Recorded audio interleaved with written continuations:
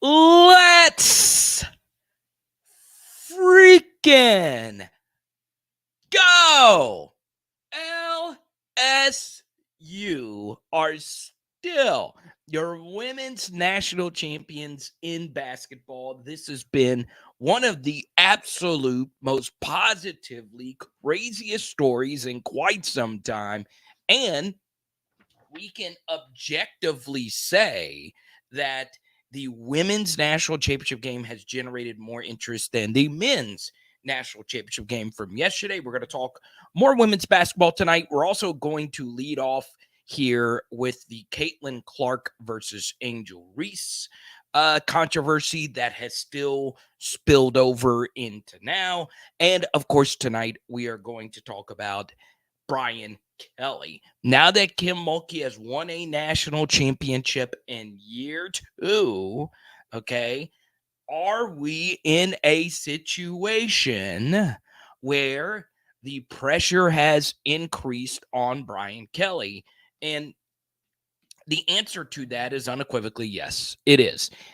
But the funny thing here is it's not necessarily the pressure from LSU fans. It is the pressure just in general, right?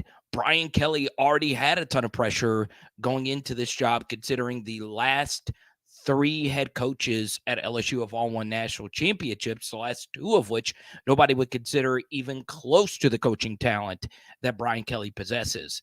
And not only did they win national championships, they did it quickly, right? Ed Orgeron won his in year three. Les Miles won his in year three. I believe Saban was year four. So they want to get the job done quickly. Paul Manieri won his relatively quickly. So it might not only be Brian Kelly, but even more so Jay Johnson, who is under more pressure than I think anybody, because I don't think anyone would have said going into the women's tournament that LSU was by far the best team. Going into the baseball NCAA tournament, they are going to for sure put all the pressure on LSU to win their first national championship since 2009. But it is without doubt that Brian Kelly, this is a football channel. We talk football 99% of the time. The pressure is amped up now, especially that Kim won hers in year two. Okay. National championships is what LSU is known for. We are known for actually hoisting the trophy. So, look, that's what it's all about at LSU. At other schools, winning 10 games at Kentucky is a big deal. Winning 10 games at South Carolina is a big deal. You come here to win national championships, and with the fifth-year quarterback and the best defensive players since Tyrann Mathieu, you should be able to at least get the team close to the playoff, but obviously one game at a time. And of course, we are going to talk about the LSU spring situation. So they had another spring practice today. All the practice footage that's being released looks very similar. Tomorrow night, we will have another practice footage release video of some sort. And of course, we have a bunch of really fun stuff lined up for you. And this weekend, I will be in Baton Rouge. I want to meet as many people as we possibly can. And of course, our big PHL get together coming up on April 22nd in Bossier City. So, on Thursday, I will have a plan for all of us on Saturday to meet up somewhere in Baton Rouge to hang out, because I do love meeting as many PHLers as I possibly can. And I've shared this story plenty of times, but you guys remember King Robert. He passed away, uh, roughly a year ago now. I never got to meet him. Met his whole family, went to his funeral, and he is one of the best friends I've ever made in my life. And I didn't get a chance to meet him. One of our favorite viewers here on PHL, the guy that really got the train moving here. So I want to meet as many of you as I possibly can. So we say hi to Branson. We say hi to Jared. We say hi to LA Mom. We say hi to Blaine. We say hi to True337 Louisiana. And once again, we are competing against an LSU baseball game versus Nichols, which is happening right now. So the most exciting thing of the evening was Alexis Morris throwing the first pitch, and she did elect to go to the WNBA draft. I wish she would have come back for another year, but I mean, it's kind of hard to top what she just accomplished. Okay. So on Thursday, we will have something figured out of where we're going to hang out. Branson's actually planning all of it. I'm kidding. But he's going to help me put this together. So there you go. Let's see. We say hi to Joshua, football card extraordinaire. We say hi to Rob. Let's see who else. Else is in here. Okay. There you go. All right. Now, here's something else I'm going to mention. Okay. I do want to talk about what the great Caitlin Clark had to say today about Angel Reese. And don't forget that this story isn't just going to end. Okay. As much as, actually, that's the wrong one. Let me see. Where's the one that I wanted to play? Either way, I actually screwed this up. I had a Caitlin Clark clip from earlier, but basically she told, okay, here we go. She told Jeremy Schaap, everyone chill the F out. I don't want anybody to be critical of the great Angel Reese. So here's a clip earlier with Jeremy Schaap and people talk about is race as a component of this. Your thoughts? Yeah, I don't think Angel should be criticized at all. No matter which way it goes, she should never be criticized for what she did. I'm just one that competes and she competed. So I think everybody knew there was going to be a little trash talk in the entire tournament. It's not just me and Angel. So, I don't think she should be criticized. Like I said, LSU deserves it. They played so well. And like I said, I'm a big fan of hers. One of the So that was Caitlin Clark earlier with Jeremy Schaap. And she said, stop all of this. It's nonsense. Not only did Caitlin Clark say she had no personal feelings towards Angel Reese and what happened at the end of the game, she also said, I don't want to go to the White House because, of course, the First Lady of the United States said that she would like to invite Iowa and LSU. And, well, look, Caitlin Clark said, I don't want to do that. She said she doesn't want to be a part of a championship celebration for somebody else, which is how it should be. I tweeted this out earlier today. I remember a few years ago, a politician, Carly Fiorina, she is on the right, and Joe Biden, of course, is on the left. She was a Stanford graduate, and they were playing Iowa in the Rose Bowl, and the Iowa caucuses were going down, and Carly Fiorina said, as much as I love Stanford, I am rooting for Iowa today. Okay, she graduated from Stanford. She's a big Stanford fan, and immediately she flipped to Iowa to placate the voters. Okay, pandering doesn't work in sports. Sports, there are winners and losers, and I have more than anybody else that you're going to find on YouTube. I am a non-end results person. The wins and losses sometimes can be overrated, but the wins and losses have to count for something. Okay. When you win any national championship in America, you are invited to the White House, not the losing team. Okay. Why are we starting now with LSU women's basketball? Why is that? You should never do that. Never. So I'm going to be honest here. You see the poll question, is Caitlin Clark the best athlete that LSU has played in the past couple of years? Kind of want to change the poll question. Is Caitlin Clark the best athlete that LSU has ever defeated in a championship game? I would say yes. Obviously, Trevor Lawrence would be up there. But still, I have grown to really love Caitlin Clark. I really have. First off, I fell in love with her game. Watching her in person, she looks like Steph Curry. She really does. And just her attitude towards all of this. She could have said, hey, it was disrespectful or whatever, like what everyone wants her to say. But she said, hey, I talk trash. Everybody talks trash. She took it like a champion. And I'll share this example. And I think some of you, when back in 2008, some of you might remember this, but Brandon Spikes, okay, he was a linebacker for the Florida Gators. All right, we were getting our butts kicked by Florida. We were undefeated. We were the defending national champions. It was 2008. We go to Gainesville. They are destroying us. We were talking a lot of trash going into the game. The fans, we were once again defending champions, and they beat the bejesus out of us. I mean, holy crap. And they get a pick six to start the fourth quarter.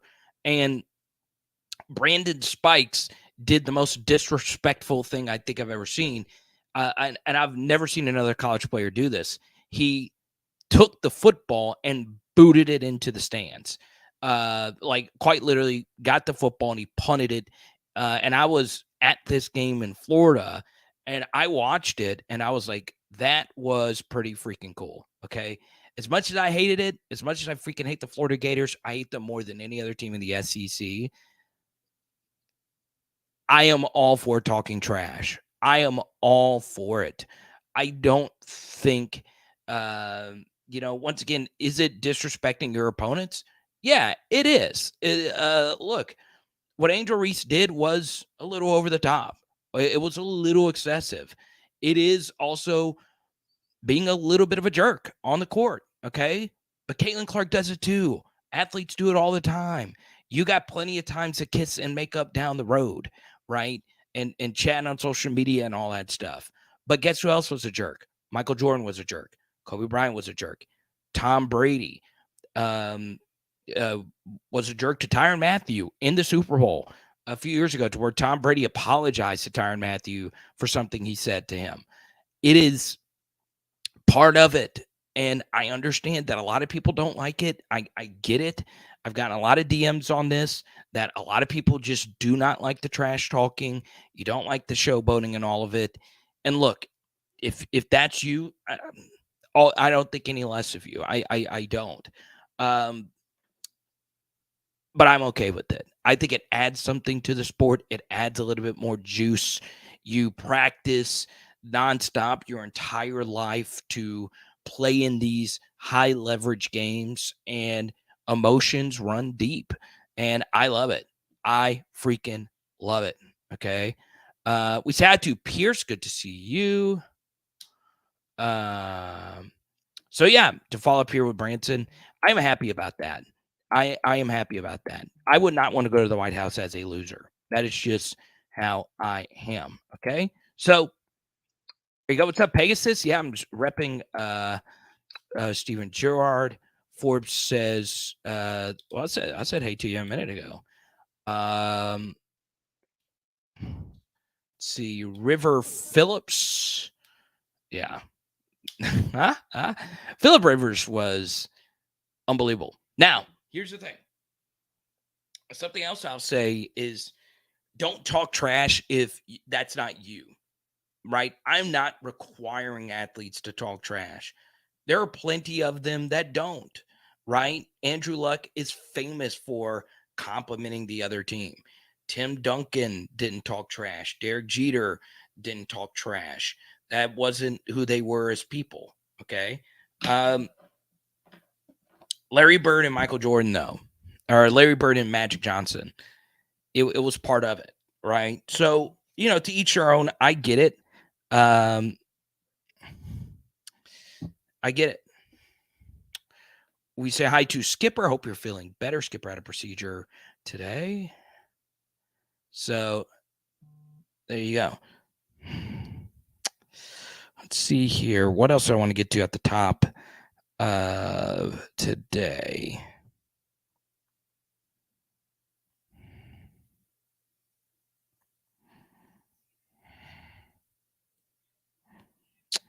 What was it? What was it that I wanted to get to? Forgot. Why not Grant Yeany, longtime friend? LSU Gymnastics competed against Suni Lee in 2022 and 2023. The answer to your poll question is no. Very interesting. Okay, so Suni Lee is a U.S. Olympic gold medalist. Okay.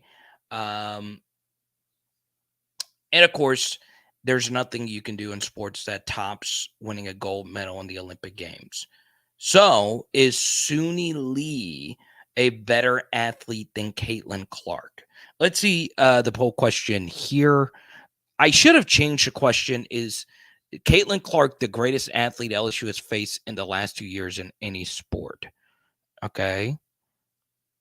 I'm just trying to think of who else. I was Branson. I know you've been pondering it. Who else could be that? I know like Bryce Young would be a potential answer to that.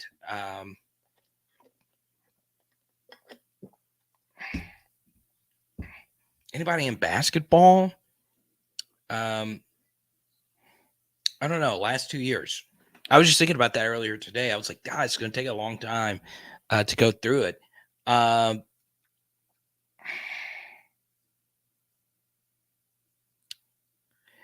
So is Suni Lee better than Caitlin Clark? I don't know. Let me think about that for a second. I think this is very interesting. Once again, this is male or female. The best athlete LSU has faced in the last 2 years. Okay, so here's everything you need to know, Richard, about the Bossier City card show coming up. It is the Arclatech Sports Card and Memorabilia Show, April 22nd. You could screenshot this if you want to, Richard. Everything is right here. It's totally free. And I'm teaming up with Ty Christiana, one of my really, really, really good buddies. And there you go.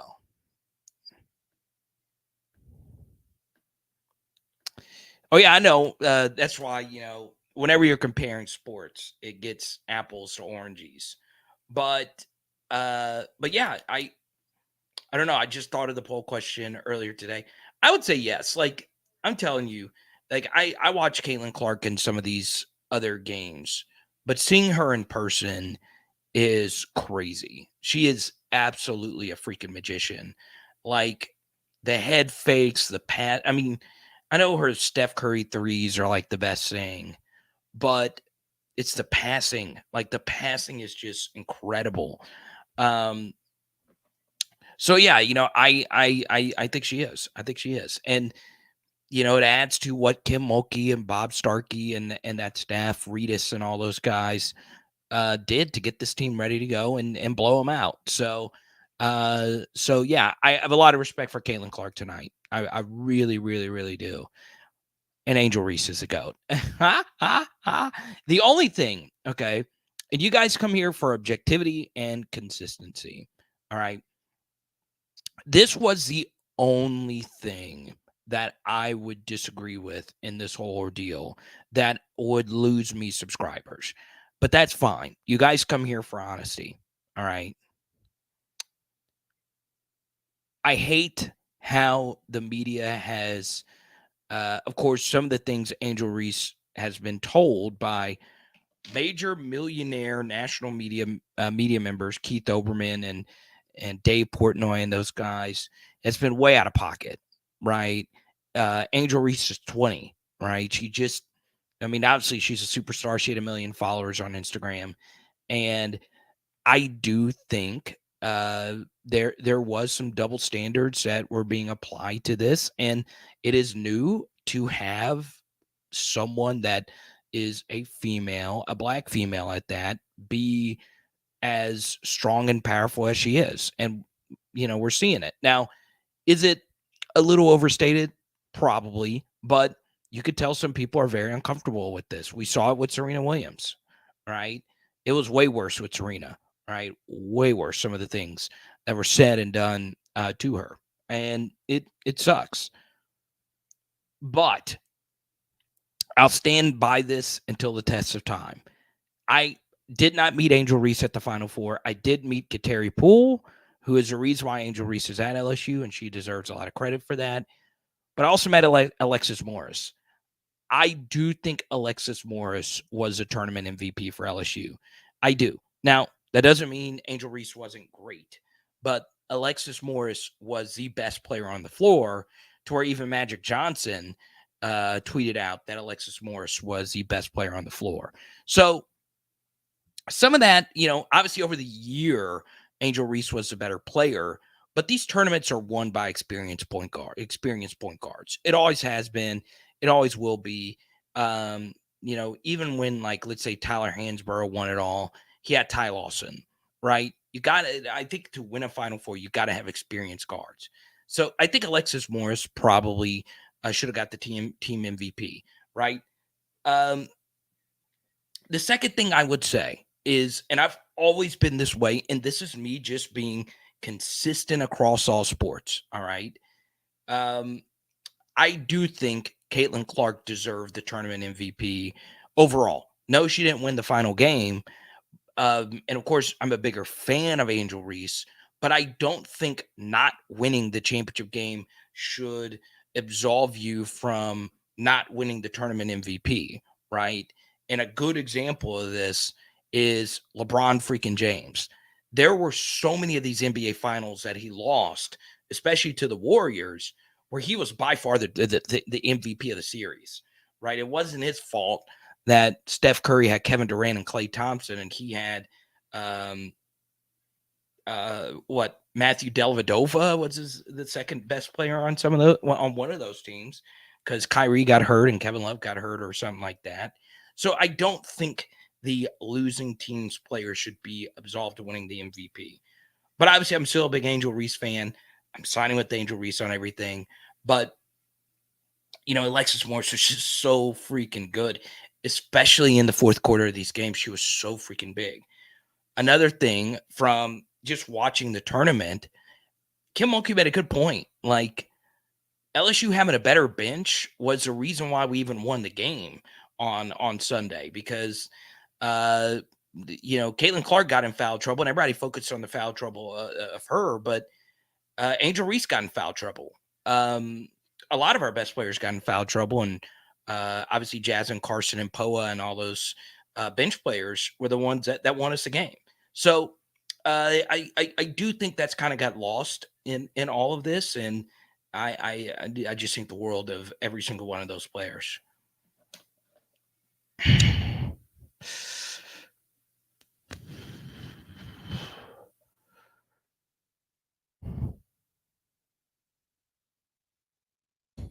It would have been closer. I still think we would have won, but those threes kind of put the game out of reach early. So yeah, I don't know.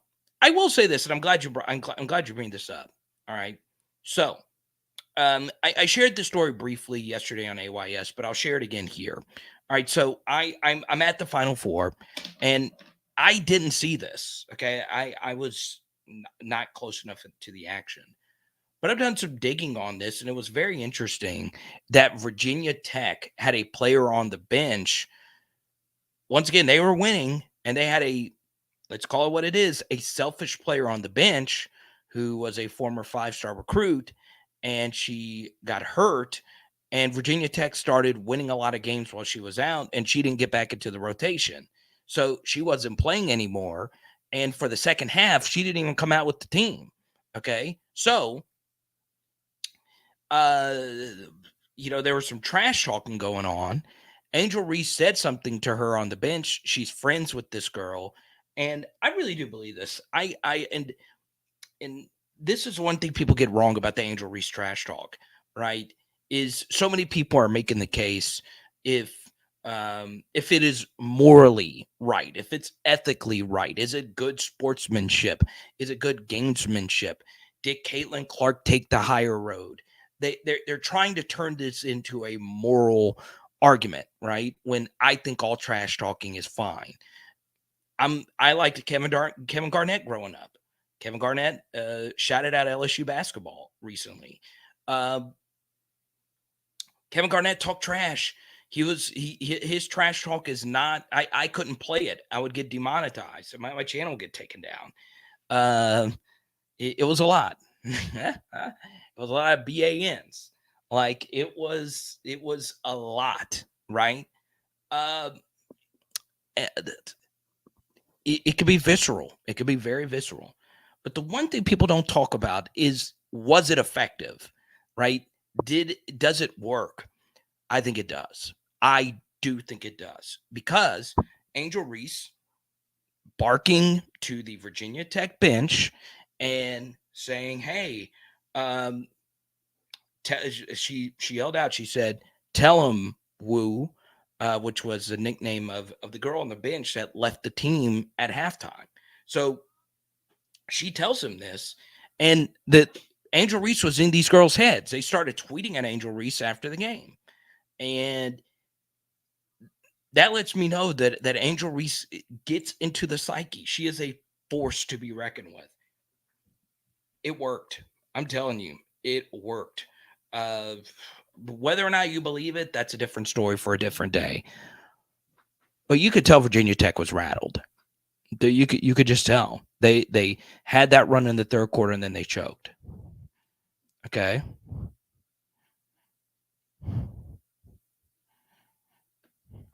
The greatest athlete LSU has ever faced for a national championship is the great Jackie Joyner Kersey of UCLA. That's a deep cut for you. We should get Lolo Jones on here to talk about that. Yeah, I think Kevin Garnett is the best trash talker of all time. He was great. John Randall of the Vikings was also very underrated.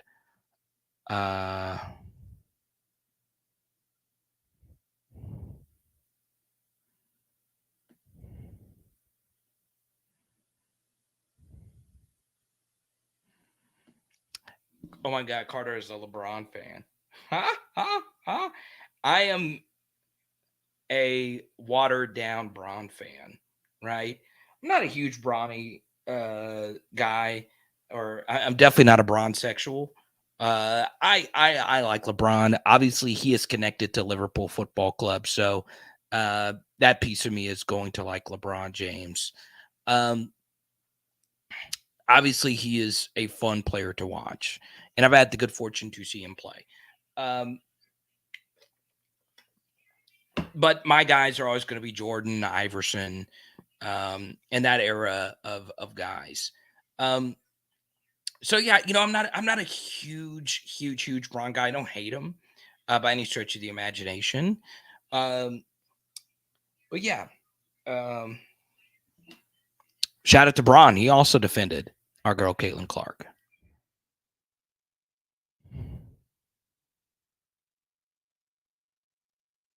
This is how I feel too, right? But I'll also say this, okay? Tyler, good to see you. Okay. I will also say this. I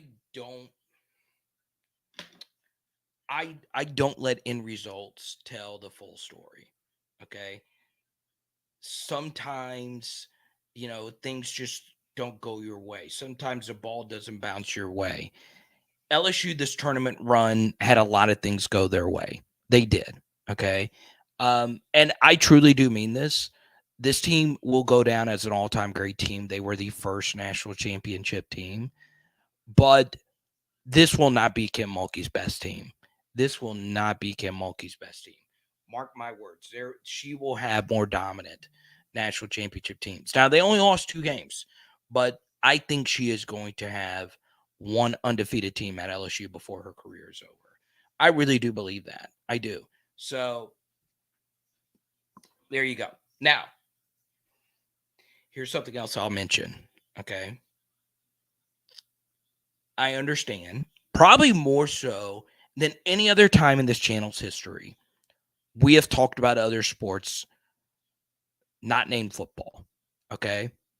Now, something I will say is I do feel like there is a shift that is happening with women's basketball. All right. Now, what do I mean by that? This is a little bit of an outlier year. Okay. The first thing is everybody keeps sharing this graphic that this was the most highly rated women's final. It did help. It was at a Sunday afternoon at 2 p.m. It also helped out that this game was on ABC instead of ESPN. Okay. But the truth is, there was more interest in this national championship game outside of the Angel Reese versus Caitlin Clark thing. That South Carolina Iowa game was one of the best games I've ever seen in person. Ever. The refereeing needs to get fixed. I'm not going to get into another rant about that, but it's horrible. It is the worst in any sport. Okay, it needs fixing in a major way. I don't think anyone would disagree with that. But this was the highest rated one. Something else about women's basketball. Yes, the transfer portal is lit, right? Just like it is in every sport. But Angel Reese brought this up in an interview recently. I think it was Dragonfly Jones who did this interview. She brought up how you can make more money in women's college basketball than you can in the WNBA with NIL. Remember, the WNBA brands are never going to be bigger than the brands of the universities, right? UConn's brand is big because it is everything UConn, right? Tennessee's brand is big. It's because everything's Tennessee. LSU's brand is big because it's everything LSU, right? Boosie isn't a fan of some random WNBA team. He is a fan of LSU, right? That's why he was watching. Boosie brought eyeballs. Tyrann Mathieu, Justin Jefferson, Devin White, everybody tweeting about this stuff. Those bring eyeballs to the sport because of those three letters. You heard Kim Mulkey say it. Those three letters carry a lot of weight, but it's all women's basketball. I mean, hell, South Carolina is a brand. You had that entire state behind Don Staley. They had 18,000 people in the building when we played them. Let me repeat, 18,000 people in South Carolina Stadium on Super Bowl Sunday when we played them. This isn't me saying this just to pump up women's sports or anything like that, because they don't need my help. But the one thing that I hear from people, especially 45 and up, right? People that grew up watching Danny Manning and those Kansas teams and Lou Alcindor and Bill Walton and those UCLA teams, where those players were at those universities 2, 3, 4 years. Well, if you have a superstar year in college basketball, you are for sure going to the pros. Okay. That is not the case in women's basketball. So what does that mean? That means we sink our teeth into these athletes. We become enamored with these athletes. We get to know these athletes. They come back for another season instead of just jumping at the opportunity to go to the next level. There is value in that. There is major value in that. Because look, there's plenty of you that love football for just the sport. There's plenty of you that love basketball just for the sport, just for the competition aspect of it. But people really flock to the televisions when they love a story, right? And Kim Mulkey has a story. Angel Reese has a story. Caitlin Clark has a story. Tennessee basketball with the Pat Summit. The major stories involved in that. I do think this isn't just, some random national championship. I think this was a changing of the guard. Now, what's going to suck is if we ever have a championship game that doesn't have near the quality of players as LSU and Iowa had, which could happen, right? This was a really good year when it comes to like WNBA talent, but they can come back. That's what makes it great. Angel Reese for president. Okay. Baseball got another run rule. Good stuff. Shout out to everybody that are Nichols fans. So true. So true.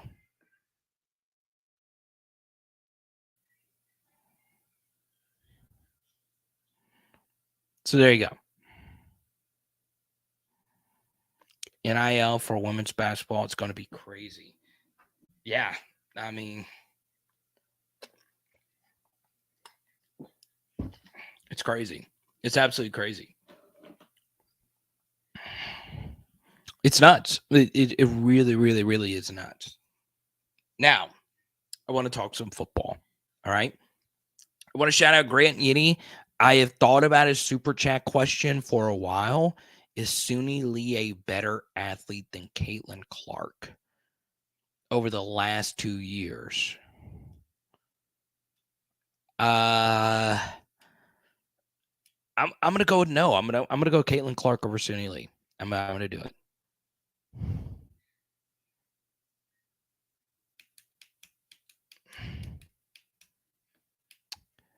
Yeah, before this weekend, I would say Perk is what was a bigger star, but Angel Reese is the biggest star on campus. Now, if Perk has a year like he did last year, obviously, if he does what he did last year for a full year, he's going to be in the Heisman conversation, and then it's game over. But this did feel historic. I don't know. This weekend felt a little bit different, right? And one thing, okay, so they did the comparison of LSU versus Alabama and Iowa versus LSU, okay? And how Iowa versus LSU had more viewers, okay? One thing, and going back, if you really listen to Kim Mulkey, you do hear some pretty illuminating things. And one thing she said is like timing is everything. One thing that's very interesting about the LSU Iowa game is everybody kind of knew where they were when they watched it because it was Sunday afternoon at 2 p.m. Okay. There was nothing going on in sports that day. The Masters is next week. We're not quite to the NFL draft. There weren't any big NFL free agency news. There just wasn't a whole lot going on in the world of sports. It really just became that thing. It was the story. Whereas like the LSU Alabama game was, such a fun victory.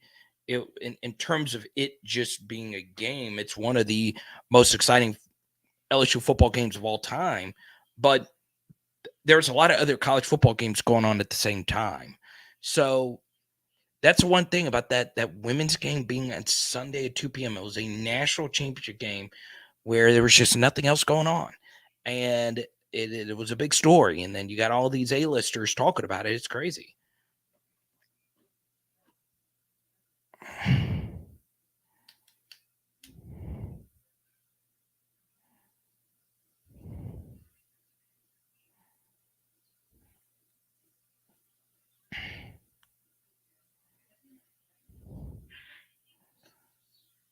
Isn't it crazy? The double birds during a game. I think there's also still a Foster Moreau given the birds, I believe, during an LSU game. Shout out to Foster. Hope he's doing well after his diagnosis. So yeah, I mean, there's far worse things that have happened on TV. I just don't care. Like, I just don't. Like, I remember this, right? I think everybody remembers how freaked out people were when Randy Moss did the fake moon job, right? I will never forget that. Okay? Let me put it up.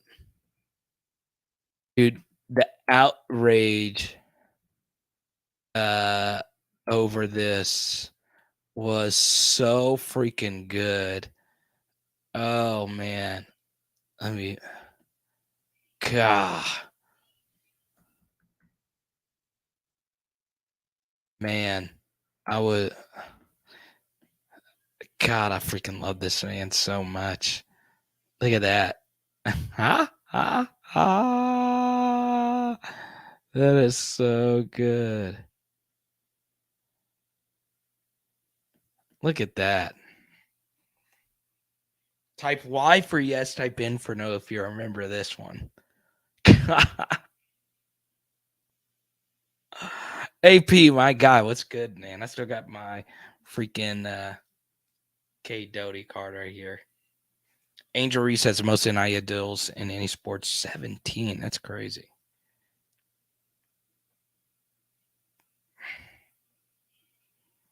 Do you remember this one? God, this one was so iconic. Yeah, Brance, you would have been young. Y'all remember? It wasn't necessarily that he did it, but people flipped out. Oh, we got some Florida Staters in here. What's up? Panama Jackets, been a while, man.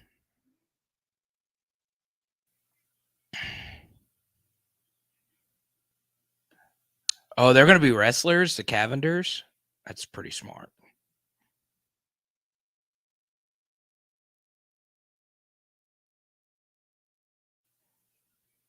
Angel Reese for Prezi. Let's do it.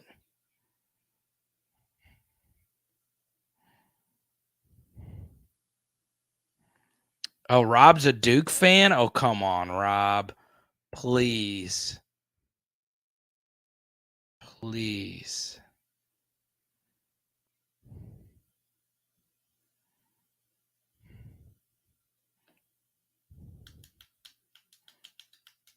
A Dookie?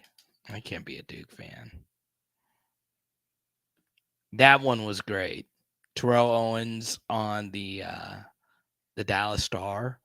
Ah, that was so good. Oh man, that one was so good.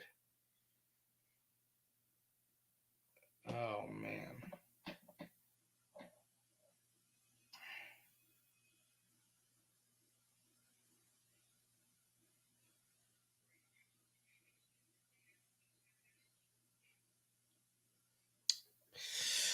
Wait, what is the rule on this? In college, unfortunately, you have to be the fan of one school or all sports, or else you are a certified bandwagon. I don't know about this. I don't like. I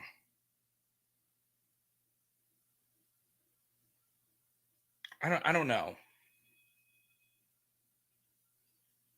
I don't know.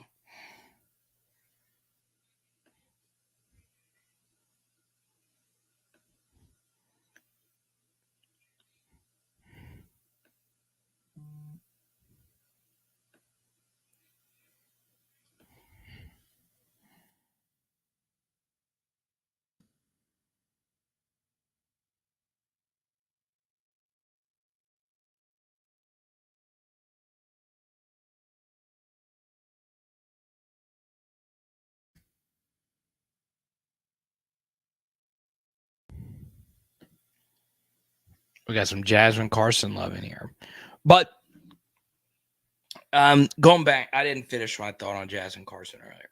So Virginia Tech has this player. Okay, she leaves the team in the middle of the Final Four. Okay, they said she wasn't feeling well. Okay, she leaves her team in the middle of the Final Four. You are knocking on the door. They were winning the game, and you weren't playing, so you decided to not come back out with the team at half. And Angel Reese, said something to the bench, got in that girl's head probably, and she said, I'm not coming back. Afterwards, the team is, going back and forth with Angel Reese on Twitter, which is just crazy, because she was sitting actually a few rows from me while all this was going down. It was nuts. It was absolutely crazy. So here's what's nuts about it. Jasmine Carter had a great second half, but she was a starter, right? If I'm not mistaken, she was a starter, and then her minutes dwindled, And LSU was had a different lineup, so she still played, and she didn't bicker, she didn't complain, she didn't sabotage the team, and she waited for her moment, and she took advantage of it. I cannot state this enough. Being a good teammate is so important. It is not all about you, right? Especially if you're not the star. Okay. So yeah, I truly do believe I truly do believe in being a good teammate, and good things happen when you become a good teammate. Okay? And she might be. It makes a lot of sense. She's really good friends with Angel Reese. They were teammates at Maryland. And I hope she comes here and drops 50 a game. But you do not do that. It's just, I don't think anyone would disagree with that. Part of why LSU has been so good in sports is there's a lot of good teammates, right? They've had a lot of good people on these teams.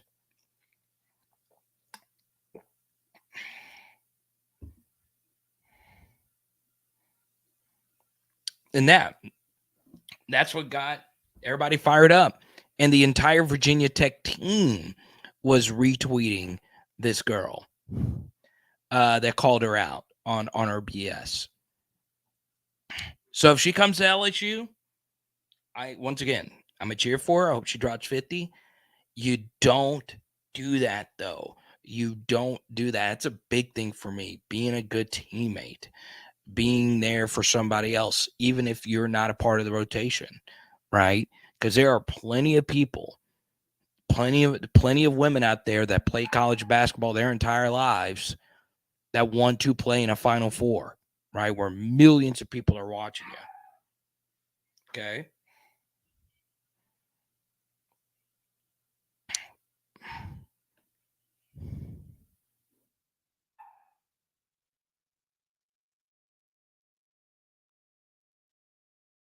Pierce is an all-in type of person.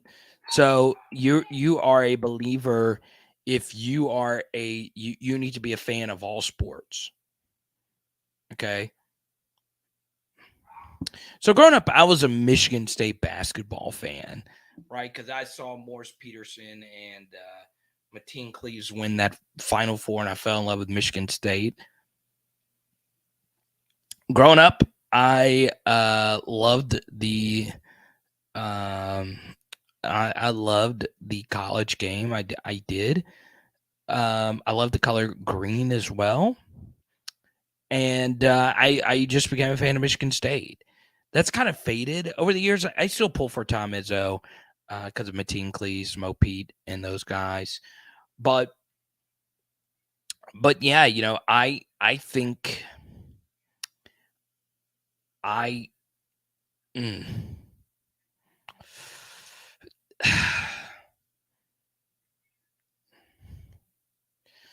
Okay, I'll say this.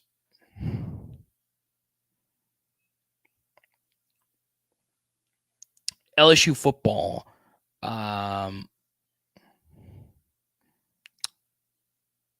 don't think you could be a fan of like LSU football and then also be a fan of Wisconsin football unless you have a family member that plays for the team or something like that, or someone, right? So yeah, I just think you're a one fan kind of person. I like whoever's playing Alabama. Okay, Roger Dodger, what's up, buddy? Carter, we don't know the whole story. It's being said that the coach had a few players in a personal chat group that excluded her, and they were trash talking her. Okay, so hear me out. All right, that very well could be the case. And if that is the case, that obviously illuminates more to this story. But if that was the case, why did you suit up for the Final Four?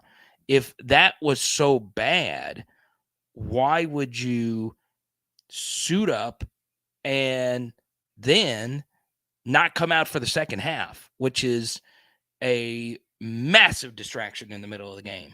Okay. I get that. And if that's the case, so be it. All right. But, okay, I don't mind players entering the portal. I don't mind players if, like, a few Michigan players this year, one of which was voted a team captain, the backup quarterback, Cade McNamara, and the tight end, both entered the portal before the college football playoff even began.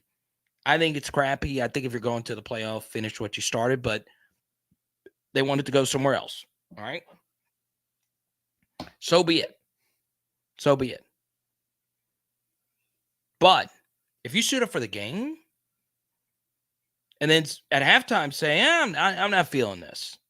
Sorry. Okay.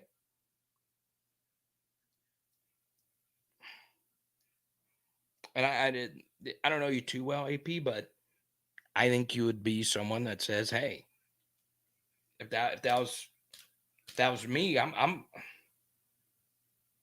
not sure if everybody on the team was bad mouthing her.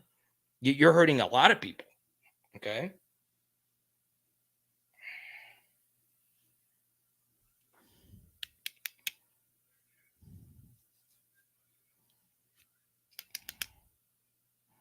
Sherry Berry, what's good? Our LSU women's basketball expert is actually here. So Sherry's like, hey, you guys, I've been following the team all year long. Okay. And you predicted this. You predicted that they were actually going to get it done. Good to see you. Rick K is in the his A. What's up, baby? All right. Are you allowed to be a fan of more than one team in college sports for Branson Cat? 52% of you say no, 48% of you say yes. How about that? Now, a few other football things. All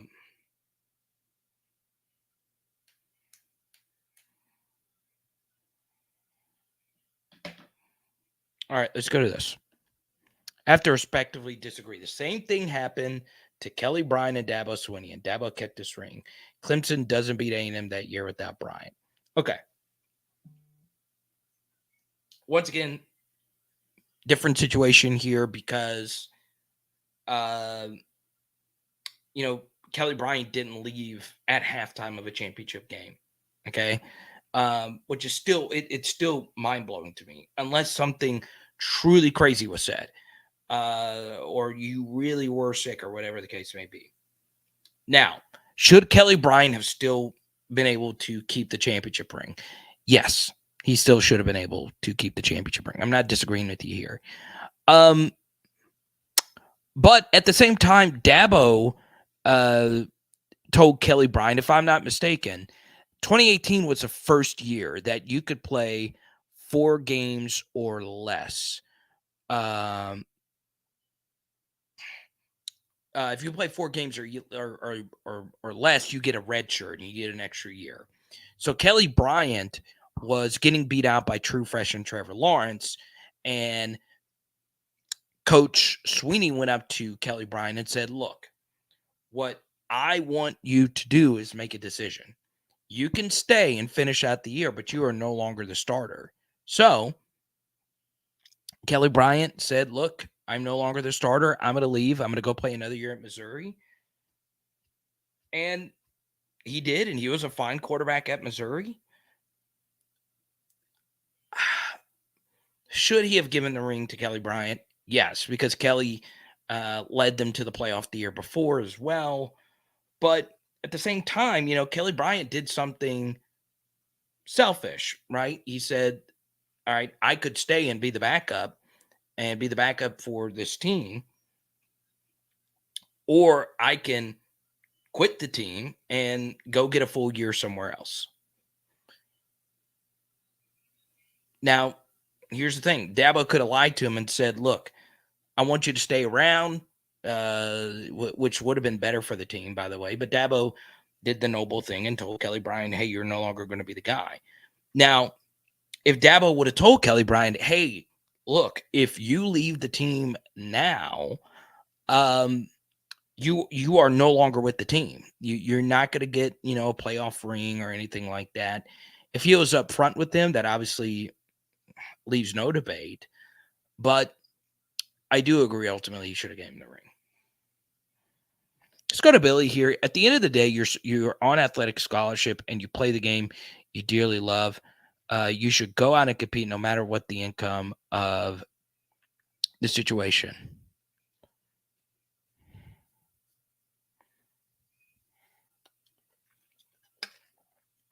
Exactly. And once again,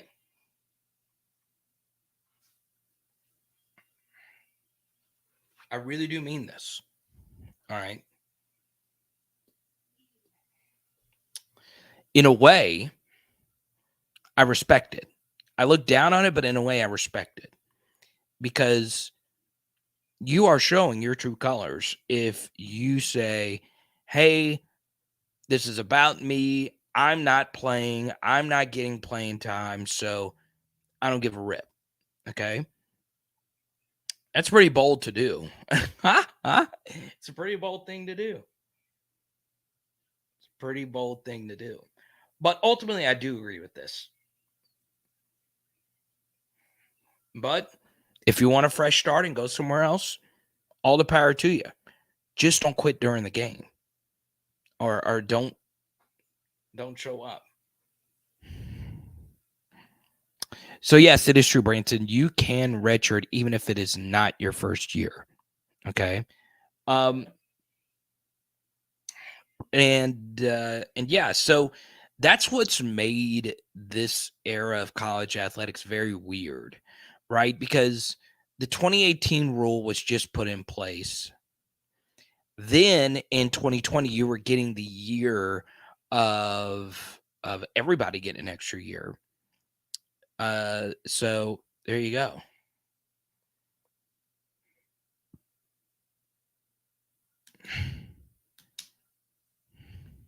Pierce follows up. I understand that, and I took exception to him visiting Mizzou in season.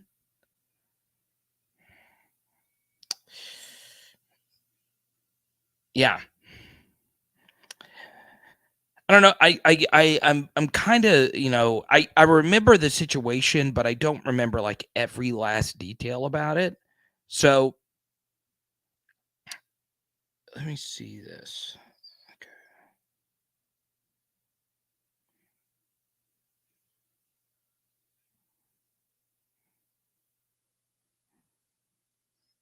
Oh, okay. This is what I wanted to bring up here.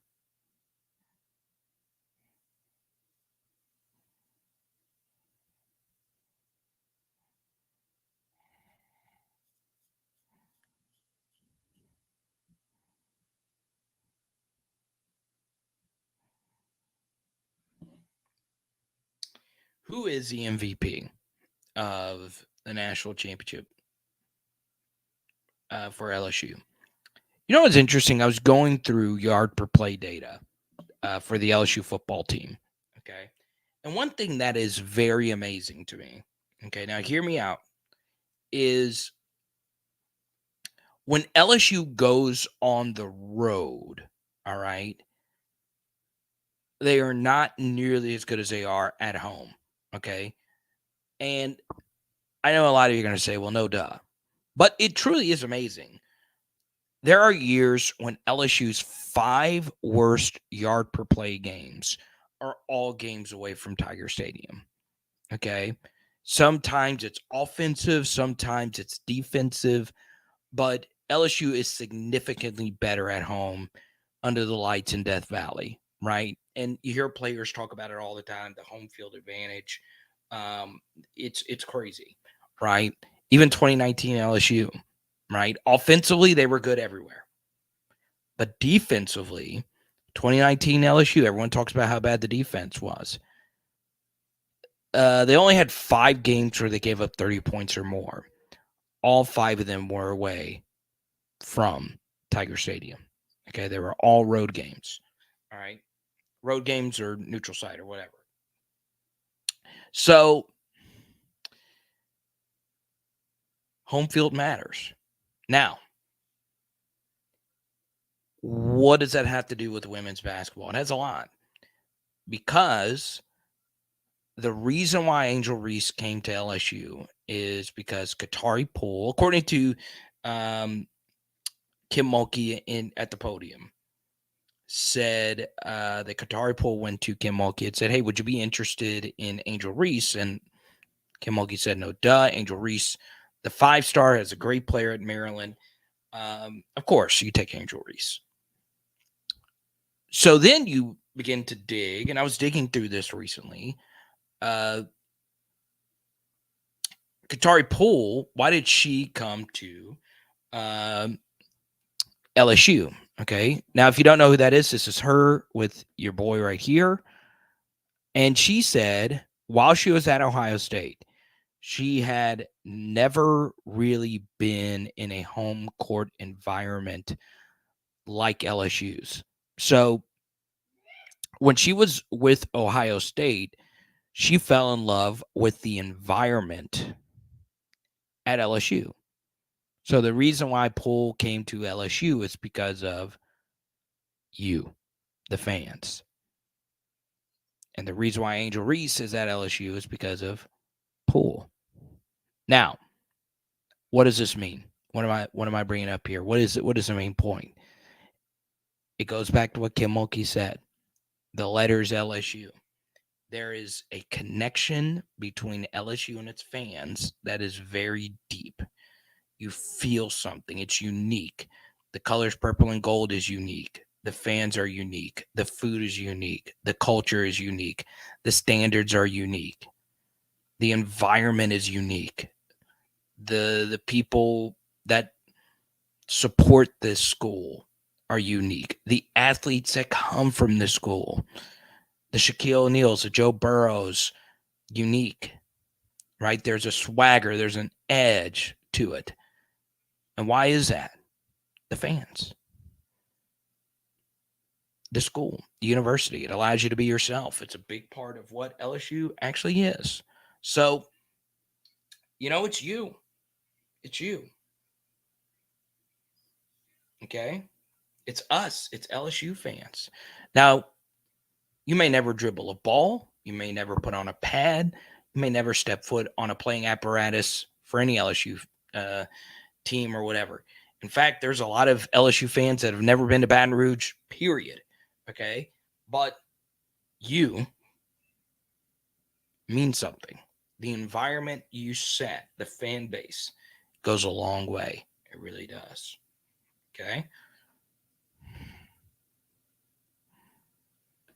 Tell them, Pressure. Tell them.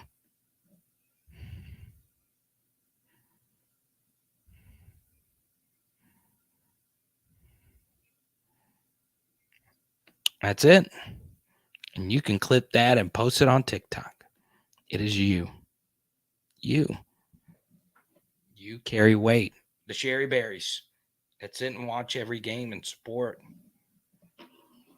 goes a long way.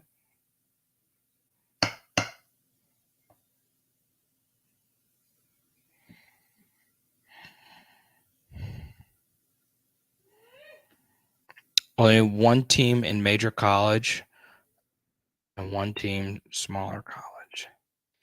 And this is also some of it as well. If I'm getting your point here wrong, Pressure, please. And you know what's funny? I've had this tweet in my drafts. I swear to God, Anastasia Will had this tweet.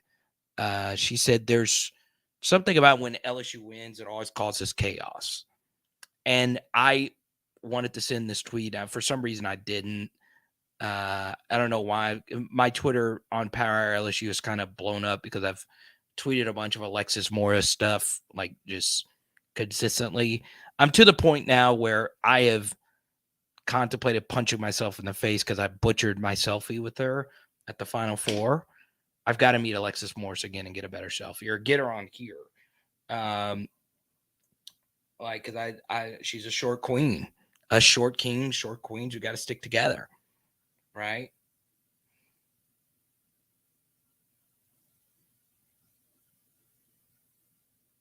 They hate us. because they ain't us.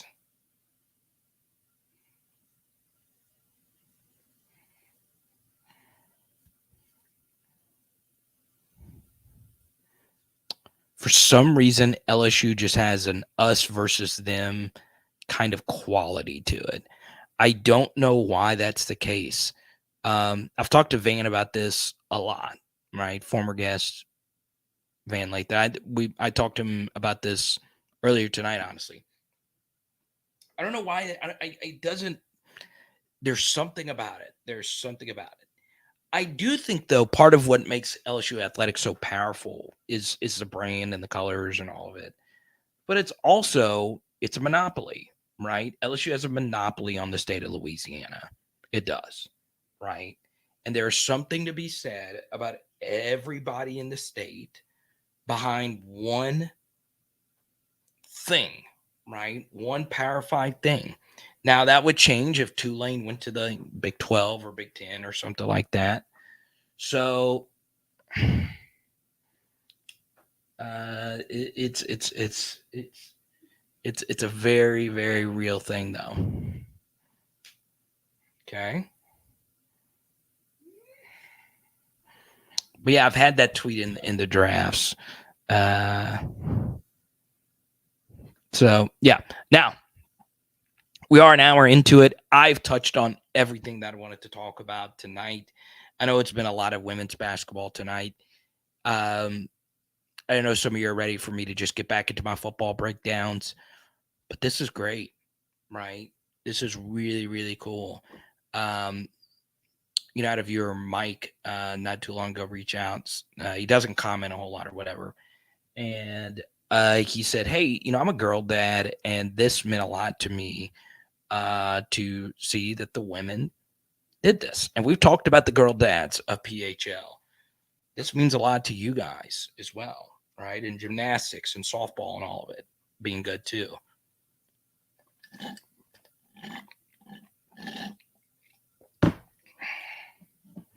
Danny, what's up?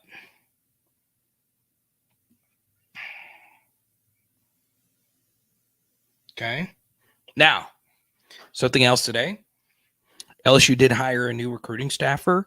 Pretty cool stuff. I've already forgotten her name, but welcome. Right.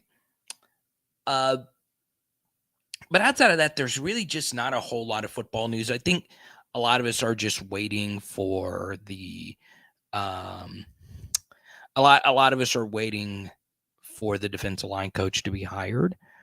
I do want to bring up something that Reese said yesterday, okay? And I did a whole video on this today on Power Hour SEC, okay?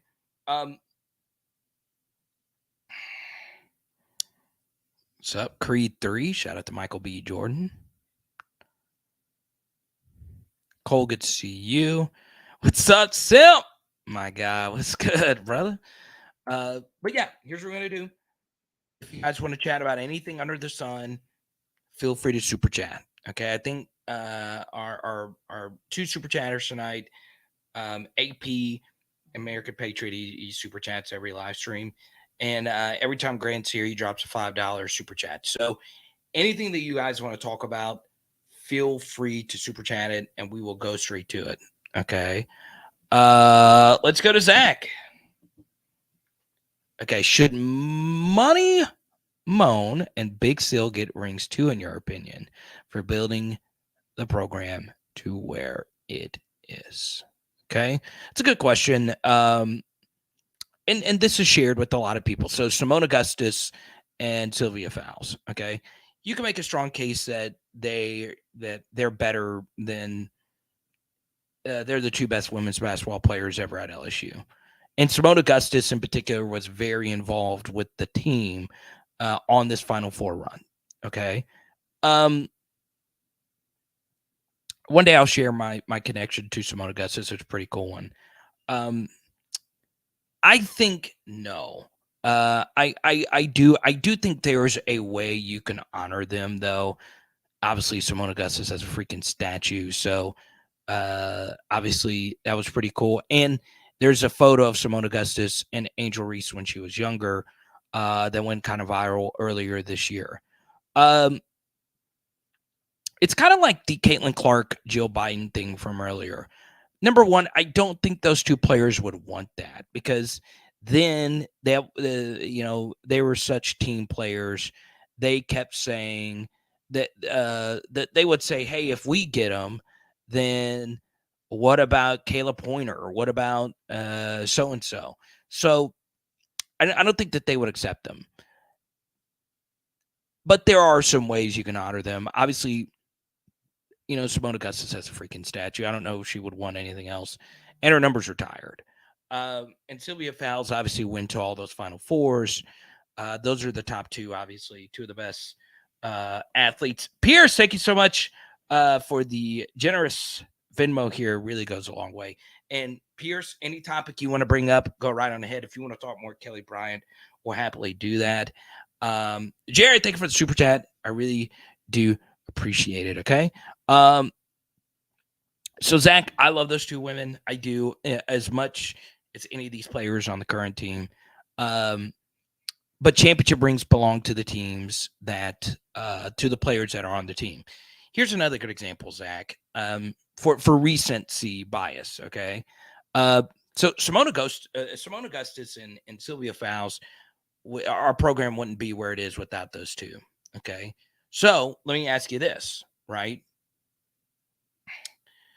Should Devin White get a ring for the 2019 LSU Tigers? Devin White was at the Final Four this weekend. Should he get a ring? No. Okay. Now, Devin White was a big reason why the Orgeron era got going, right? The 2017 year was tough. We lost to Troy, and he kind of took over the locker room as a younger player on the team. And then the next week we beat Florida in the Swamp because Devin White was a freak of nature in that game. Then 2018, we're a really good team. The famous Devin White targeting call versus Mississippi State. There was a clip with Nick Fitzgerald not too long ago who said that said Nick Fitzgerald said that was a bad targeting call or whatever. Does the Alabama game change? I don't know. Probably not. So yeah, Devin White, should he get a ring for what 2019 did? Do we win it all in 2019 if Devin White didn't help build the positive momentum in the Orgeron era? It opens up a Pandora's box.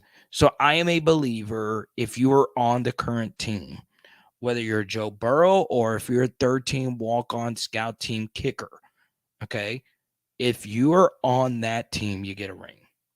Okay, if you're not, you don't. Okay. Now,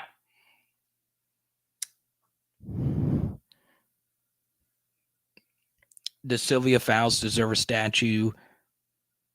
I don't know. I'll let the statue deciders determine that. But yeah, I don't think Devin White would want one. I don't. If that's the case, give me a ring too for being a super fan. D. White 1 gazillion% should, in my mind. Ed begged him to go pro instead of returning.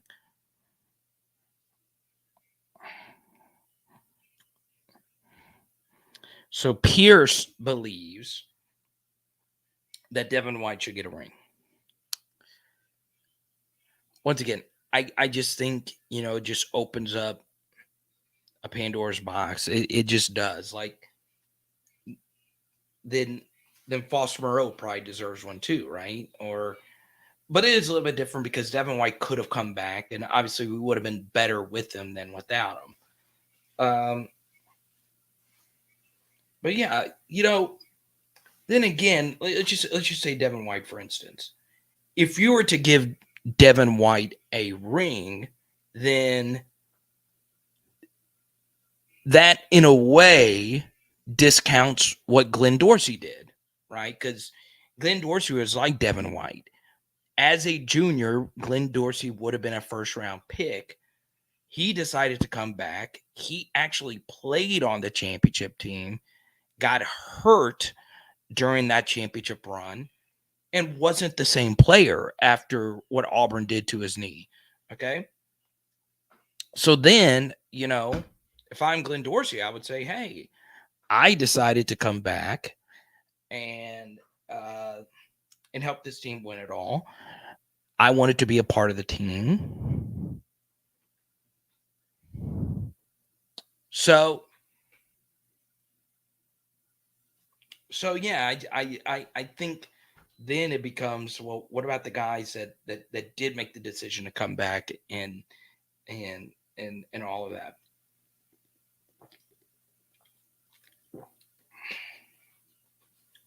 Once again, Devin White did end up getting the Super Bowl ring. So I appreciate it. Big thanks to all the super chats coming in. Pierce so far our top super chatter. Don't forget, I'm just going to say he's coming, but Pierce will be at the April 22nd card show in Bossier City. He was at the last one. So, and that's true, right? Well, in particular, the Texas game. But you are right. You're definitely right.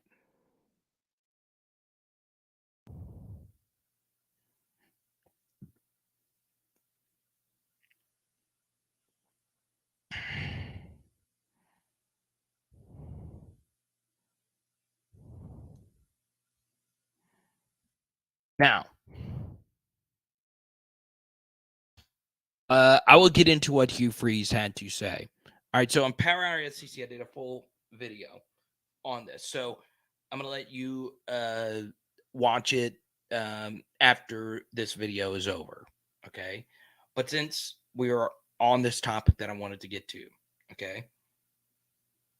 I got to be honest. I'm going to be as honest as I possibly can. My spring practice video breakdowns do really well on here, okay? Where I take the practice footage and I cut it up and I talk about the team and what I'm seeing and all of that. And it does really well. I love doing the videos. I really, really, really do. Okay. So I am to a point though. Okay. Because I feel like transparency is important. Okay. I am to the point where spring football is very antiquated and there needs to be something done about it. Not, I think something needs to be done. I think there needs to be something done. I'm not going to say spring football is useless because it's not useless, right? Especially for a first-year coach. But Hugh Freeze suggested that you have a scrimmage against another team, okay? It would make more sense if that team is a non-Power 5 team, where, your schemes could be a little bit more basic. And Hugh Freeze said you don't have to hit the quarterbacks. You could do something about that. I think, though, even with hitting the quarterbacks, a spring scrimmage is a no freaking brainer. Okay, it's too easy in my mind. Do it. Okay. And I know anytime I bring up anything, and I looked, I'll occasionally be able to see this. I lost 15 viewers bringing it up. I understand that it's not the most popular thing to talk about, but I know a lot of people disagree with me on this. It gives you something to work towards, right? It gives you something to prepare for. It gives your players and coaches something to strive towards. And it doesn't make all of this feel useless, right?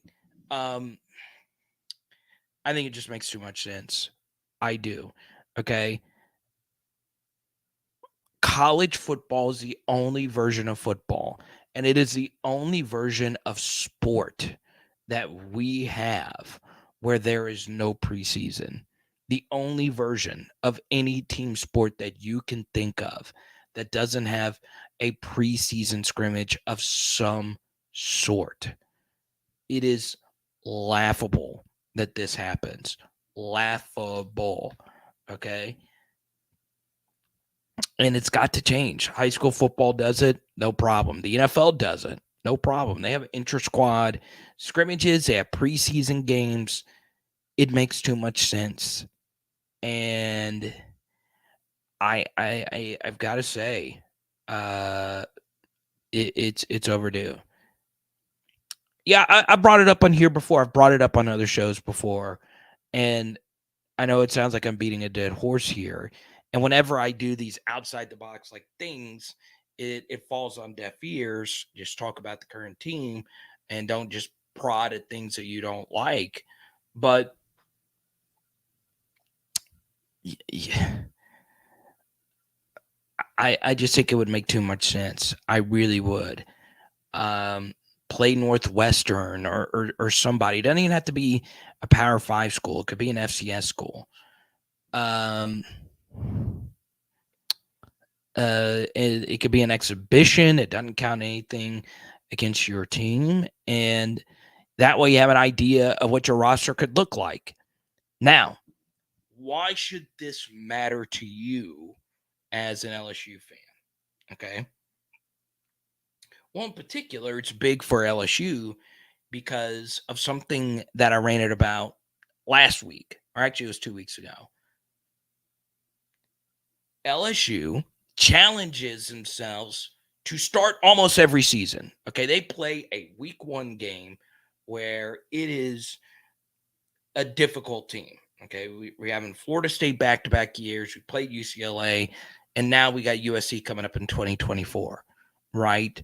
A dress rehearsal gives you something, okay?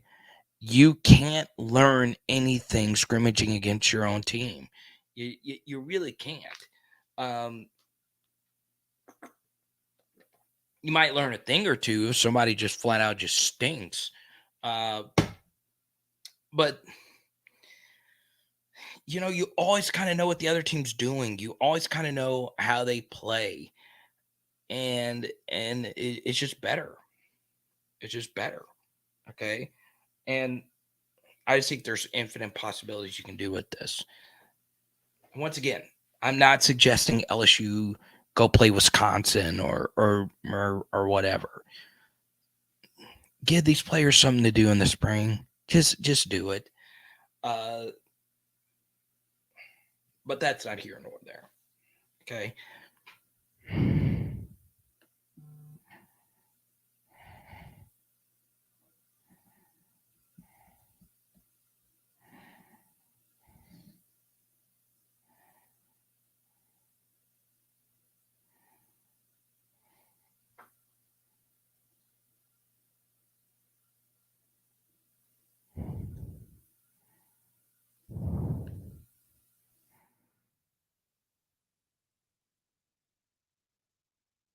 A brick. Jake Flynn's doing an amazing job. I agree. Seems like Brian Kelly is in lockstep and in agreement with him. That's obviously really good. Yeah.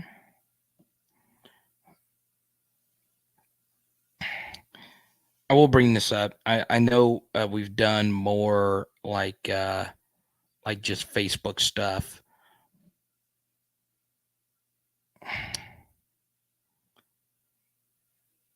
I had one Facebook post go viral. We're up to 98 followers on Facebook. How about that? That's big time right there. Facebook.com/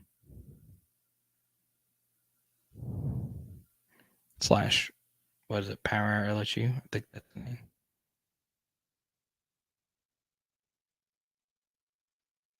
What's up, pizza? I'm at pizza at the last April 22nd get together. Let's see here. There's some stuff mixed in here. It's me with Kev.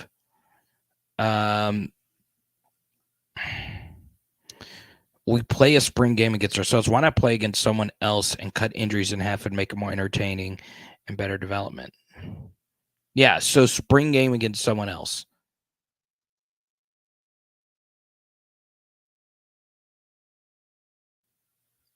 Now, I don't know how you guys feel, but I do want to shout out one of our super chatters this evening, Zach Rome. Okay, so Rome was the champion of the PHL Bracket Challenge. Big congrats to Zach Rome. He was a patron champion. Okay, the main winner. Make sure I get his name right. He shot me a message on Instagram. Okay. Was Andrew Morgan. Shout out to Andrew Morgan. Okay.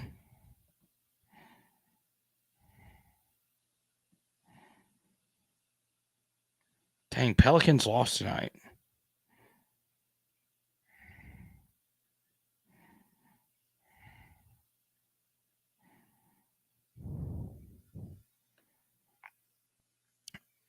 That was me signing Pizza's hat. Huh? I think the fans need a statue. So which fans?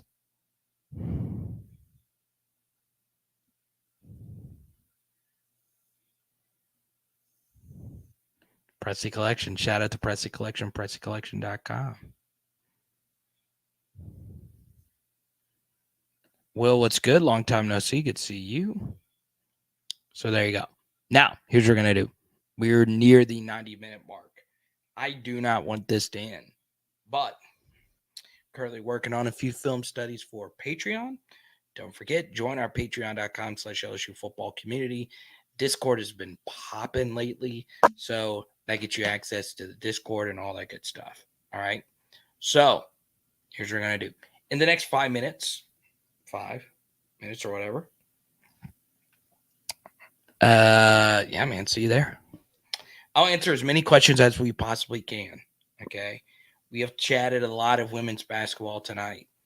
Maybe that's something permanent when, football season starts. Probably will be, considering how good Kim Mulkey's going to be. But obviously, we're a football channel, so anything at this point that you want to talk about. If you want to talk NFL, you want to talk Lamar Jackson, you want to talk football cards, you want to talk whatever, you can ask it in the next 5 minutes. But if you do super chat, we'll keep going. We'll keep going all night. We'll keep going till tomorrow. We'll keep going till April 22nd if you want to. I don't care. My laptop is plugged up. I'm right here. I ate some chicken enchiladas before I jumped on here. So I am energized and ready to go. I'll put my hat on backwards.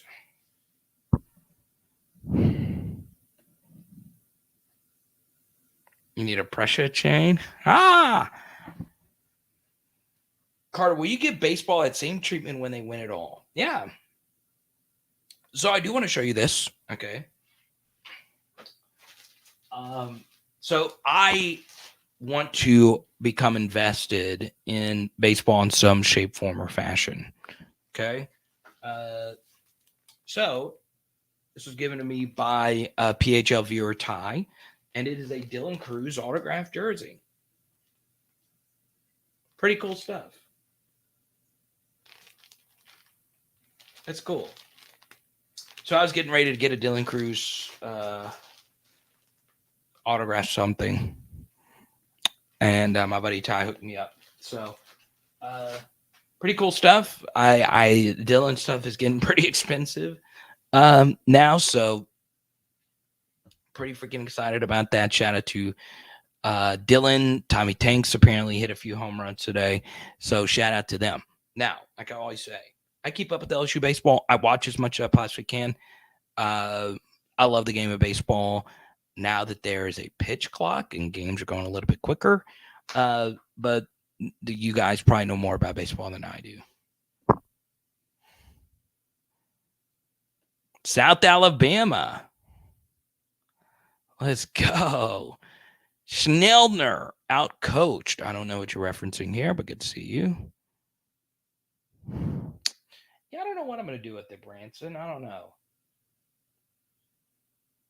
It's pretty cool. I don't know. I don't have many baseball collectibles.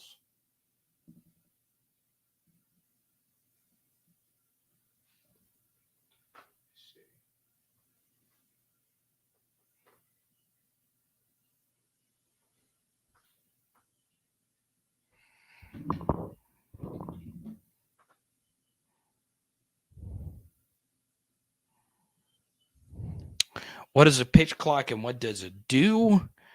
So when you get on the mound, you have 20 seconds to pitch now, and the batter's got to get in the box quicker.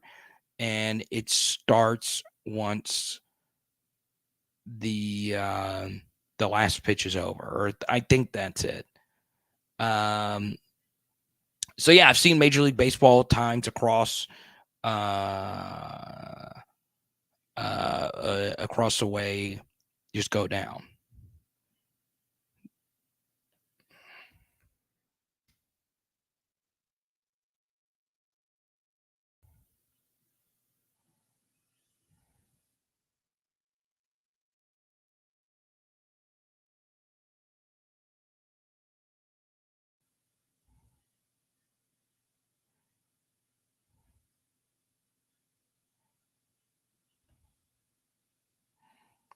Okay. It was nothing. It was nothing. There was no clock. Okay. I do want to show you this right here.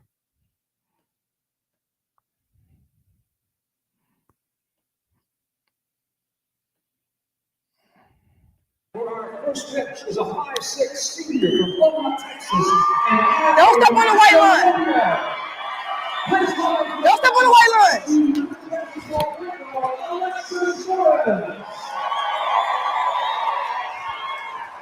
Ain't no pressure, baby. Alexis will deliver tonight's first pitch.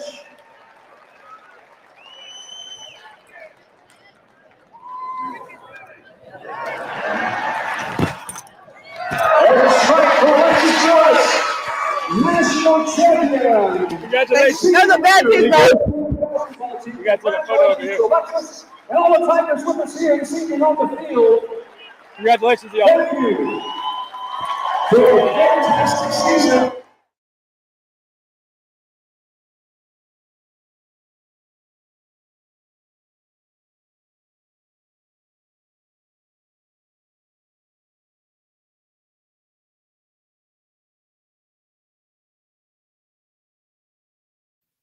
Pitch clock should be 5 seconds. I love it. But I'm glad Alexis got that moment. That's pretty cool. That is pretty cool. Okay. So yeah, I'm telling you. It opens up doors. Goes a long way. I'm telling you that much. Now, unfortunately, that was not the most famous first pitch of this off season. I don't know how many more times the Meg Thee Stallion first pitch is going to get replayed on Twitter, but my goodness gracious. It's been replayed a lot. Not by me. I watched it one time. I was a one-time only guy.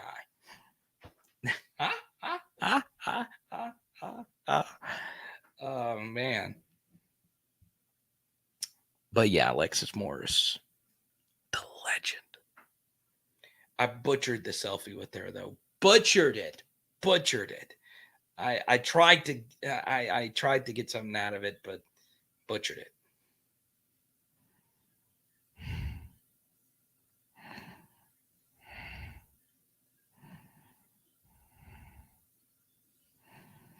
Sherry, proud PHL patron, Sherry.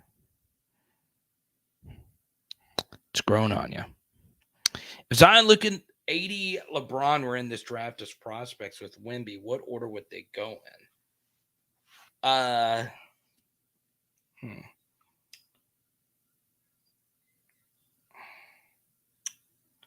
Okay, as prospects, Luka's not the worst player here, but he would go last in terms of prospects because all the other four were like clear cut number ones.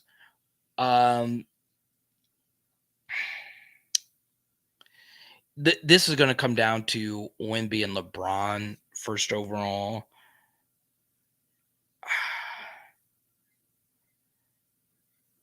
Yeah, I still think Wemby goes number one over LeBron.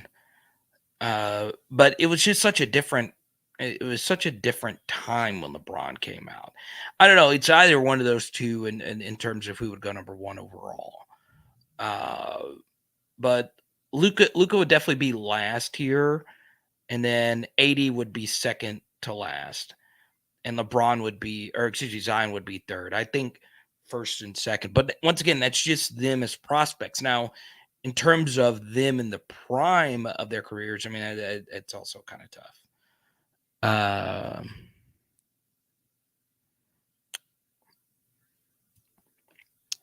I will say this. I do think, all right, no matter if Zion comes back for the playoffs or not and we go on a run, I'm a little shocked at how much people have soured on Zion this year. And I don't know. We were talking about Louisiana sports fans.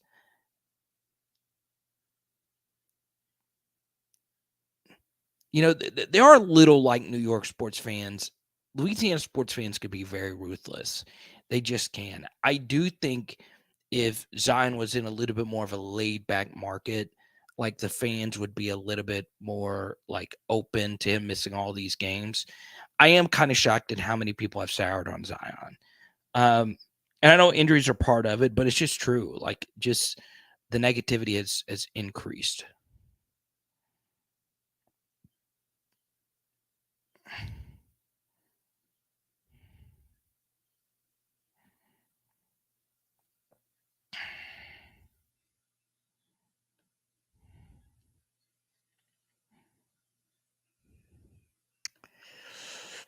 Yeah, but I mean, I don't know. I don't know.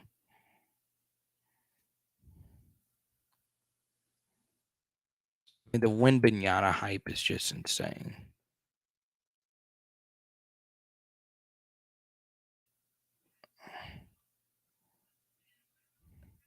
So you really do think Dylan Cruz is him? You know, I really do. Like he is, no doubt. Like the like we're looking at. You're talking about like a Simone Augustus, Joe Burrow, level talent.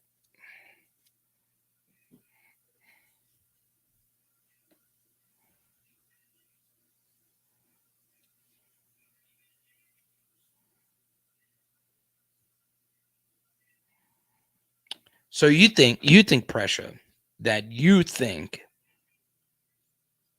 that there's more to like the Zion stuff than just the injury. You're just like, I don't know. I'm interested in what you're saying here.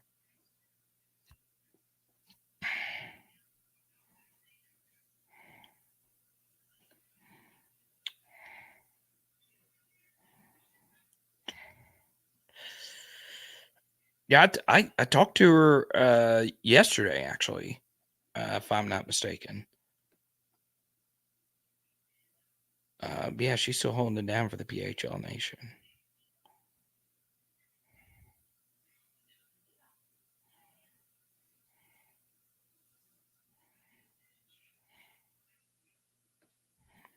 We got some Michael Thomas chatter in here.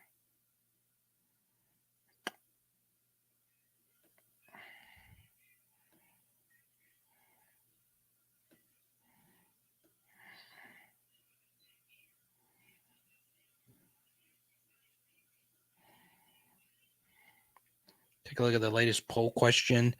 Are you allowed to be a fan of more than one team in college sports? Branson says, for Branson, he says, yes, you are.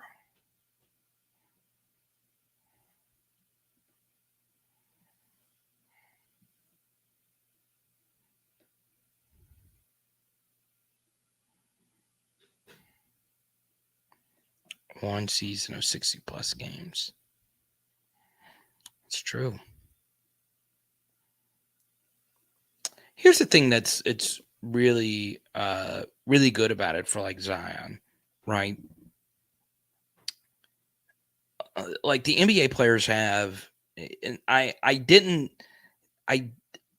there are some things in the latest CBA for the NBA that just didn't make a lot of sense to me. But the NBA players still get their money like fully guaranteed, right? You can sit out, load manage, and still get paid in full. Okay, the only thing is you have to play a certain number of games to be considered for postseason awards. What does that mean? I mean, so what? Huh? The fully guaranteed stuff is just crazy to me. Like, so Klay Thompson missed 2 full seasons for the Warriors, 2 full seasons. And during that 2 full season stretch, he received $70 million just in salary from the team. $70 million. Okay.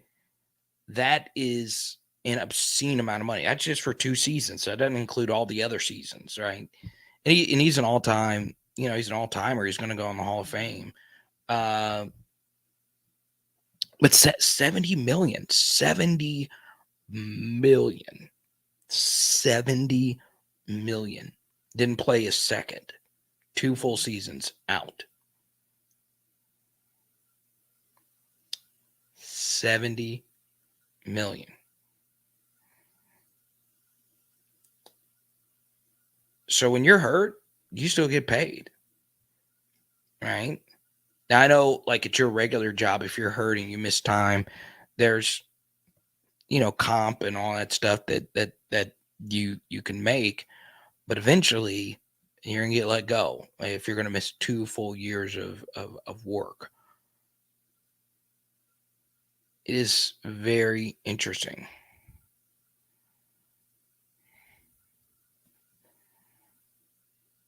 CJ McCollum is so trash and overpaid. It's ridiculous how David Griffin has kept his job. Yeah, CJ's not been great this year. But then again, he's the number 3 on this team, right? Like, I mean, how much of this can you really put on him?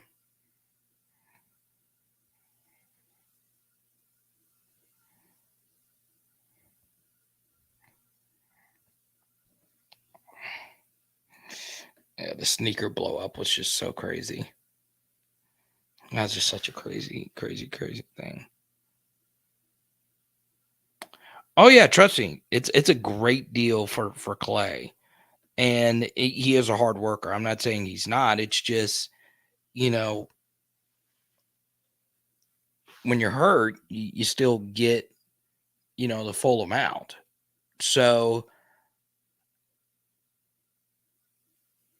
what's the point of rushing back, right? Like, there is none, especially when the only thing you're judged on are the playoffs. And I still think the NBA playoffs is the worst thing that has ever happened to the sport. Now, it has always been this same format, but we've gotten into this debate before, but I don't know. There's just a lot. Like, for instance, I would never, ever plan an NBA trip to go to a game at the end of the season. Okay. Because now teams are losing on purpose, right? The Wizards are fully tanking. They have shut down Beal. They have shut down everyone. They started a lineup tonight that's played 6 minutes together. Okay.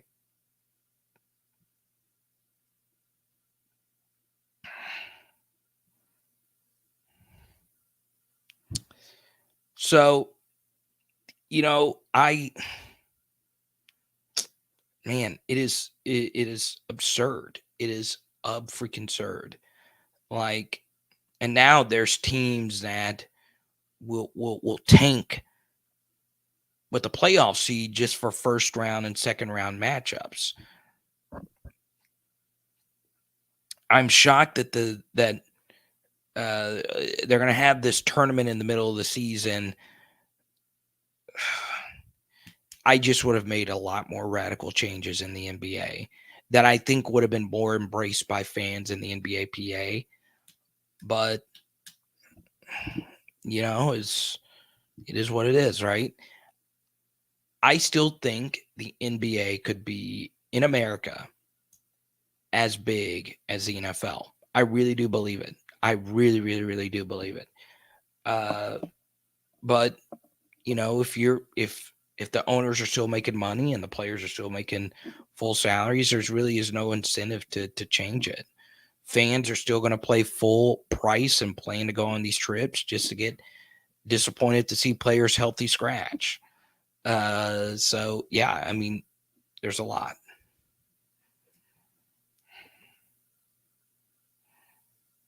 But yeah, the injuries weren't from that incident, but it was a kind of like no one has ever seen a shoe blow up like that. That was like the first like real holy crap, this dude is different. Like he is quite literally built different.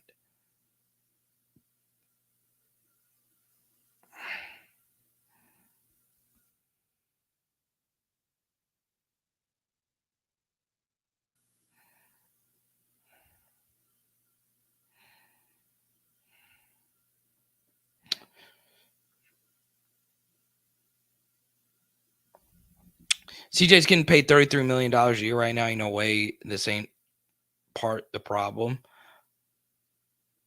Yeah, but I don't think you can fully blame David Griffin on that. Number one, CJ wanted to come to New Orleans, right? That was very clear.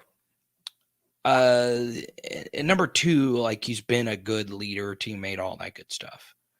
Number three, New Orleans has never signed a big free agent who really wanted to be here, right? It's hard. New Orleans is not a free agent destination.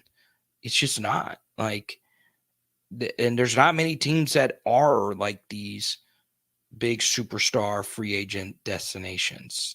Yes, it's just how it is.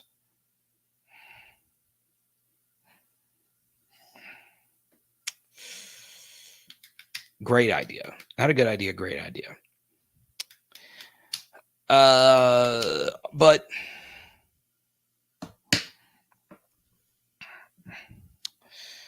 I just think that was minor potatoes on what needed to get fixed.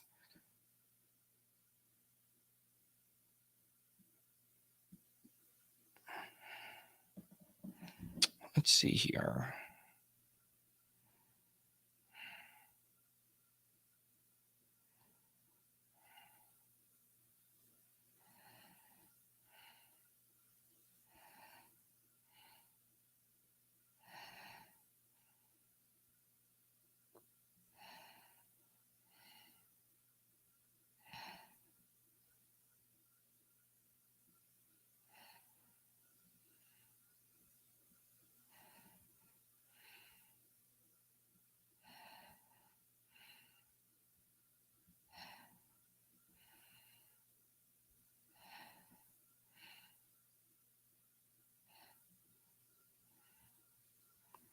Let's see here.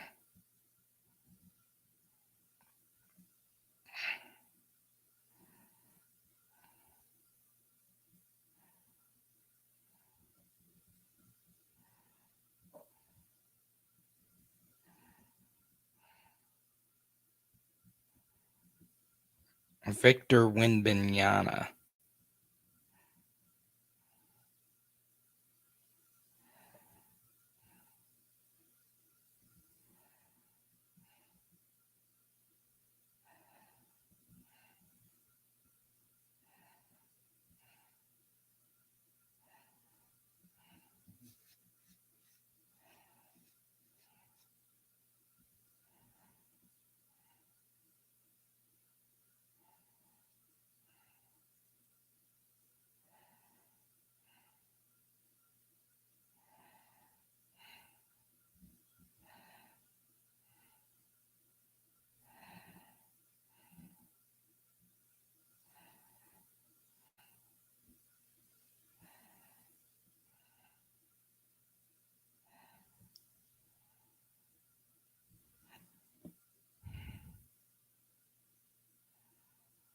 Victor Wembanyama. There you go.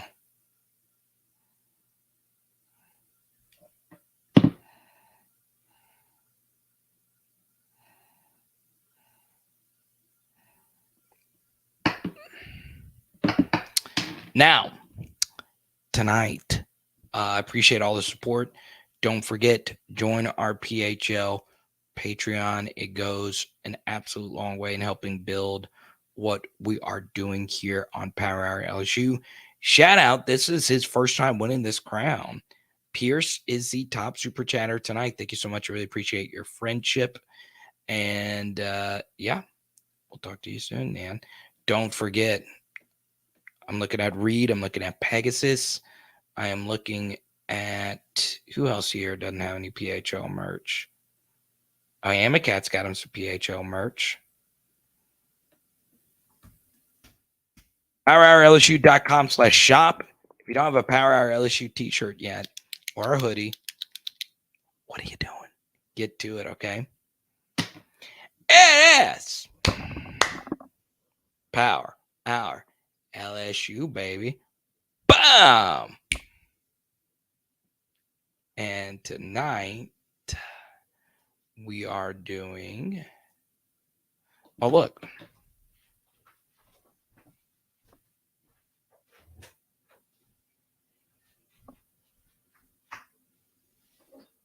Come on, let's say hi. Come on. I don't do a stretch. Don't do a stretch. What are you doing a stretch for?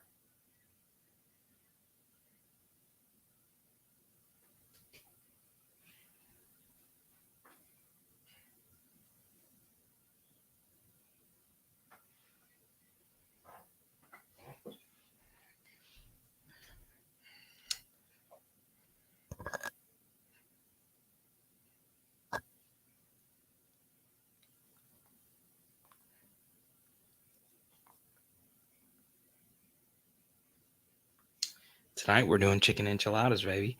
Let's go. Let's go.